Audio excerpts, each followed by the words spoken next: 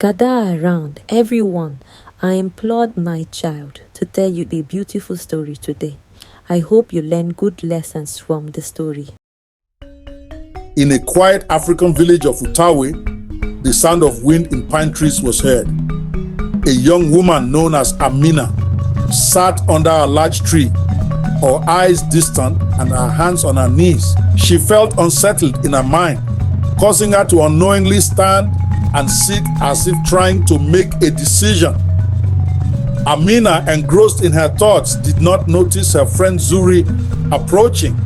Zuri looked at Amina with concern. She placed her hand on Amina's shoulder as she spoke. Amina, you've been distant. What's troubling you? It's Tunde. I love him, Zuri. But his temper, his pride, they scare me. Zuri looked at her friend with pity in her eyes as she said, I see. You deserve someone who treats you with kindness and respect. Amina nodded in agreement. Zuri told Amina that she felt part of her pain and would take her home so they could talk. They both walked in silence to Amina's house. Zuri felt so concerned about her friend and how she had turned from a vibrant, beautiful young maiden to a detached and unkempt one. As they arrived at Amina's house, Zuri placed her hands on Amina's shoulders as she spoke to her. Zuri told Amina that she'd noticed that for days she'd been staying away from everyone. Also, she looked unkempt, malnourished, and unhappy. She asked Amina if she had eaten. Amina, who was not interested in talking to anyone, just shook her head to signify a no, then added that she wasn't feeling hungry yet. Zuri felt a combination of sadness and anger, but remained calm as she spoke to her friend. She made Amina understand that starving herself would make her ill, not able to focus on achieving her dreams, make her loved ones worry, and also won't change the fact that Tunde is who he is. Zuri said to Amina, it's a good thing you noticed early Tunde's anger, pride, and unkind attitude towards others. If you can't handle his character now, how do you expect to handle them when you get married to him? She added, Amina, life is beyond just this village. You are beautiful and intelligent. You have a bright future. You can't remain in this village like some of us. If Tunde isn't concerned about your dreams and aspirations, I advise that you make a wise decision early, which will be for your own good.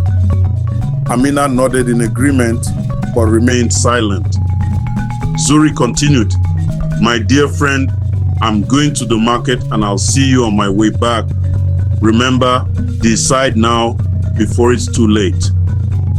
As Zuri walked towards the door, Amina asked her to get her some fruits from the market, and Zuri, with gladness in her heart, knowing that her friend was willing to eat something, said, I will. Also make sure to have a bath. I'll be back soon. As Zuri was returning from the market, she went to Amina's house, washed, and served her the fruits she bought for her. She also made sure Amina was eating before she left. A few moments later, Tunde arrived at Amina's house. He entered, his presence commanding. He approached Amina with a forced smile. Amina, how are you today, my love? What have you been doing? Ready for our evening walk? Tunde, we need to talk. Tunde held Amina's hand as they walked along a dusty path. They walked silently. A mixture of fear of Tunde's reaction and determination for a better future filled Amina's mind. Tunde keeps saying he'll change, but it seems like he gets worse by the day, she thought to herself. Her mind was made up and wouldn't let fear hold her back.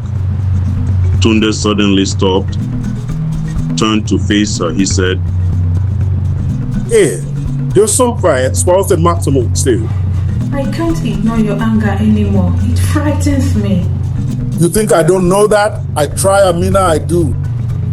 Trying isn't enough. I need to feel safe, cherished. They stood in silence for a while. Amina's eyes welled up with tears. Tunde, not minding her mood, shouted, What about my generous proposal? Are you in or are you out? I love you, Tunde. But I can't marry you, not like this. Goodbye, Tunde. Amina began walking away from Tunde, but he kept shouting with anger at her. Her mind was made up and she wasn't ready to listen to him. She walked away, leaving Tunde standing alone, the weight of his actions sinking in.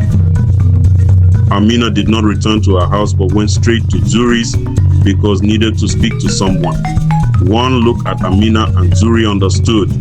She embraced Amina warmly as she said, You are strong and courageous, my friend, and I'm so proud of you. The next day, Amina felt and looked better.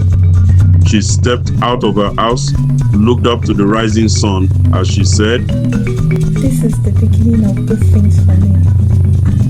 It's time to find my own happiness. From that day onwards, Amina started becoming her normal, vibrant, happy, and motivated self again.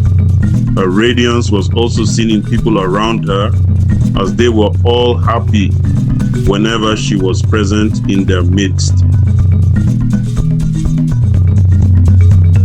Thank you for watching. I hope you enjoyed my story. Kindly like, subscribe, join, share video, and hit the notification bell so you get notified when I post new videos. Promise to bring you more interesting stories. See you soon. Don't forget, please subscribe to our YouTube channel.